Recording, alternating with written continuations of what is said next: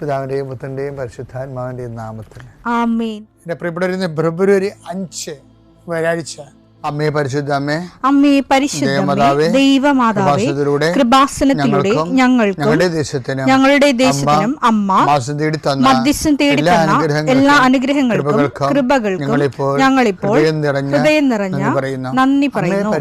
അമ്മേ പരിശുദ്ധമേ, ദൈവമാതാവേ, 2004 ഡിസംബർ 7 ഉച്ചകഴിഞ്ഞ് 2:30 കൃപാസനത്തിൽ സംഭവിച്ച അമ്മയുടെ പ്രത്യക്ഷപ്പെടലിനെ കുറിച്ച് തിരുസഭയ്ക്ക് സമർപ്പിച്ചിരിക്കുന്ന പഠനരേഖകളുടെ മേൽ സഭാത്മകമായ പഠനം ആരംഭിക്കുവാൻ ഞങ്ങൾ പ്രാർത്ഥിക്കുന്നു.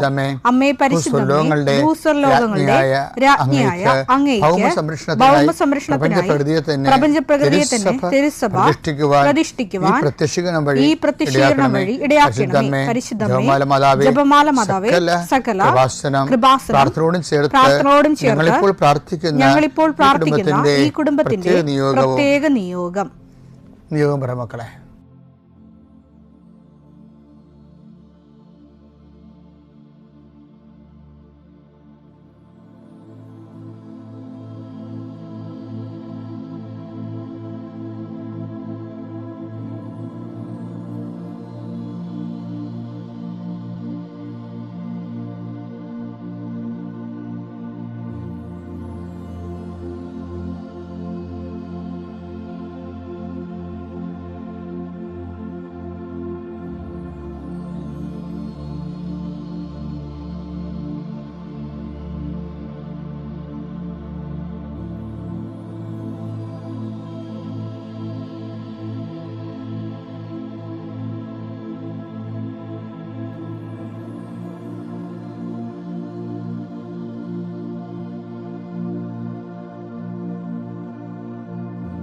അമ്മയുടെ പ്രത്യക്ഷീകരണത്തിന്റെ ഈ അനുഗ്രഹവേളയിൽ ഞങ്ങൾക്ക് സാധിച്ചു തരുവാൻ കനിയണമേ. ആമേൻ. വിശ്വാസ പ്രമാണം.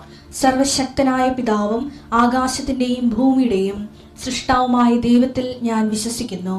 അവിടുത്തെ ഏകപുത്രനും ഞങ്ങളുടെ കർത്താവുമായ ഈശോമിശിഹായിലും ഞാൻ വിശ്വസിക്കുന്നു.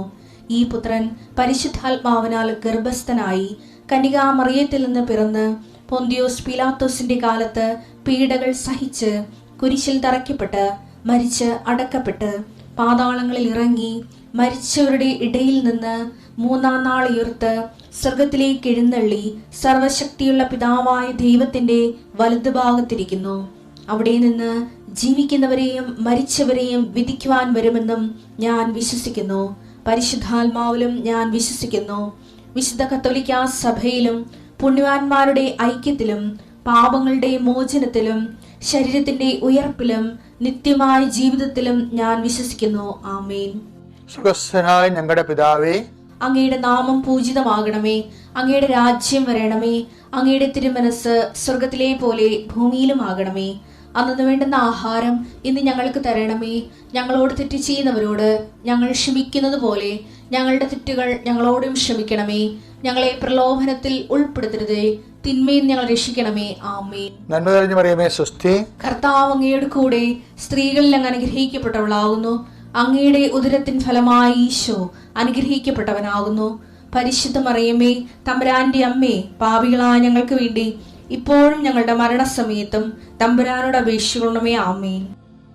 എന്റെ കർത്താവിന്റെ ഉന്നതമായ നാമത്തിൽ സഭയുടെ അധികാരത്തിൽ കുരിശിന്റെ അടയാളത്തിൽ ദൈവത്തിന്റെ ശക്തിയാൽ 40 വർഷം ഞാൻ അർപ്പിച്ച കൃപാനയുടെ യോഗ്യതയാൽ കൃപാസ്ഥാനത്താറെ ജീവനോടെ പ്രത്യക്ഷപ്പെട്ട പരിശുദ്ധ അമ്മയുടെ മാധ്യസ്ഥത്തിലെ ഞാൻ ഓരോ കുടുംബത്തെ ആശ്രയിച്ച് പ്രാർത്ഥിക്കുന്നു. ദൈവത്തിലെ നിന്റെ കയ്യിരിക്കുന്ന എല്ലാ വസ്തുക്കളുടെ പ്രമാണങ്ങൾ കയ്യിലുണ്ടെങ്കിൽ എടുക്കുക, സർട്ടിഫിക്കറ്റുകളുണ്ടെങ്കിൽ എടുക്കുക, എവിടെയും കൊടുക്കാനുള്ള ആപ്ലിക്കേഷൻസ് ഉണ്ടെങ്കിൽ എടുക്കുക. ദൈവത്തിലെ നീ എവിടെയെങ്കിലും പോകുന്നുണ്ടെങ്കിൽ നിന്റെ പാസ്പോർട്ടോ വിസയുടെ കോപ്പിയോ എയർ ടിക്കറ്റോ എന്താണ് നിന്റെ കയ്യിലുള്ളത്, അത് എടുക്കുക. ദൈവത്തിലെ എവിടെയും കൊടുക്കാനുള്ള ആപ്ലിക്കേഷൻസ് ഉണ്ടെങ്കിൽ അത് എടുക്കുക. കൃപാസന മാതാവിനെ കാണിച്ചുകൊണ്ട് പ്രാർത്ഥിക്കുക. ഞാനിപ്പോൾ നിന്നെ ആശ്രയിച്ച് പ്രാർത്ഥിക്കുക.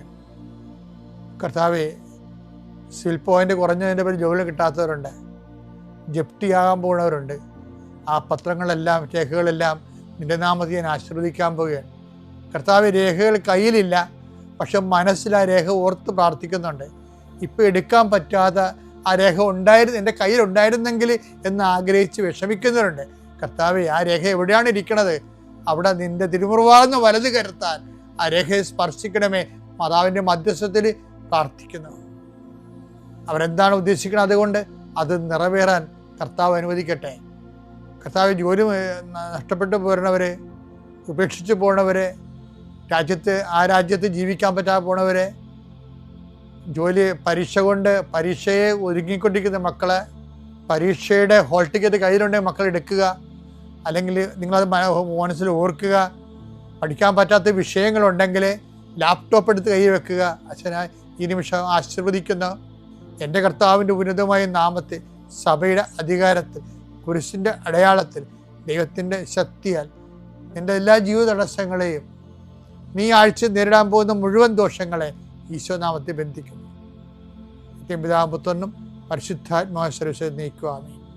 എൻ്റെ പ്രിയപ്പെട്ടവരെ, കഴിഞ്ഞ 3 ദിവസങ്ങളിൽ നമ്മൾ വിശ്വാസ വളർച്ചയെക്കുറിച്ചാണ്, അതിൻ്റെ ഓരോ ഘടകങ്ങളെയാണ് പരിശോധിച്ചത്.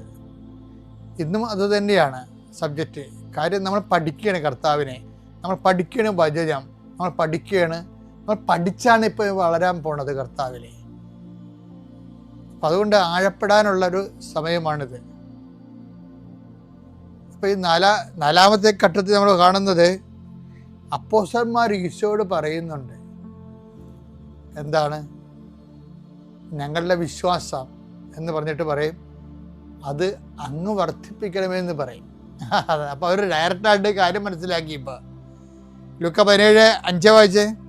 അപ്പോൾ അപ്പോസ്തലന്മാർ കർത്താവിനോട് പറഞ്ഞു, ഞങ്ങളുടെ വിശ്വാസം വർദ്ധിപ്പിക്കണമേ. ഞങ്ങളുടെ വിശ്വാസം വർദ്ധിപ്പിക്കണമേ. അപ്പൊ നിങ്ങളോർക്കും അപ്പോസ്തലന്മാർ എന്താ വിശ്വാസം വർദ്ധിപ്പിക്കണം പറഞ്ഞ സാഹചര്യം നോക്കണം. വെച്ച് കഴിഞ്ഞാല് ഈശോ പറഞ്ഞ് ഒരുത്തൻ നിങ്ങളോട് തെറ്റ് ചെയ്ത് കഴിഞ്ഞാൽ എത്ര പ്രാവശ്യം ക്ഷമിക്കണമെന്ന് ചോദിച്ചു. അപ്പോൾ കർത്താവ് പറഞ്ഞ് 70 പ്രാവശ്യം ക്ഷമിക്കണമെന്ന് പറഞ്ഞു. ആ മരണത്തോളം ക്ഷമിക്കണമെന്നാണ് പറഞ്ഞത്. അപ്പം അതൊരു ഹെവി ഡ്യൂട്ടി ആയിട്ടുള്ള സബ്ജക്റ്റ് ആയ കാരണം തങ്ങൾക്ക് അത് പറ്റത്തില്ല. കാരണം ഇവർ പഠിച്ചു വെച്ചിരിക്കുന്നത് കണ്ണിന് പകരം കണ്ണും പല്ലിന് പകരം പല്ലുമാണല്ലോ. അപ്പോൾ അതിന് അട്ടിമറിച്ചുകൊണ്ട് ആ പുസ്തകം മടക്കി വെച്ചുകൊണ്ടാണ് കർത്താവ് ദൈവരാജ്യത്തിൻ്റെ പ്രമാണങ്ങൾ പഠിപ്പിക്കുമ്പോൾ അപ്പോസ്തലന്മാർ പറയും, ഇതിനുള്ള മുതൽ മുടക്കാനുള്ള ആസ്തി ഭദ്രത ഞങ്ങൾക്കില്ല, ഞങ്ങൾ എന്ത് ചെയ്യണം? ഇങ്ങനെ ക്ഷമിക്കണമെങ്കിൽ ഞങ്ങളുടെ വിശ്വാസം വർദ്ധിപ്പിക്കണമേ. അപ്പോഴേ വിശ്വാസത്തിന് വേറൊരു എക്സ്പ്രഷൻ വരികയാണ് ഇവിടെ. എന്താണ്? ക്ഷമ. നമ്മൾ നേരത്തെ സംഭവം കണ്ടില്ല. ഞാൻ 2 Thessalonians 3 കണ്ടില്ലേ? വിശ്വാസം വളരുന്നതനുസരിച്ച് കൊണ്ട് പരസ്നേഹം വളരുന്നത് നമ്മൾ കണ്ടേ കഴിഞ്ഞ ദിവസങ്ങളിൽ. ഇപ്പോഴെന്താ പറയണത്? അന്ന് വിശ്വാസത്തിന് സ്നേഹമെന്നുള്ള ഒരു പേരുണ്ടായിരുന്നു. വിശ്വാസം വളർന്നിട്ട് അത് വേറെ രൂപങ്ങൾ സ്വീകരിക്കുകയാണ് ചെയ്യണത്.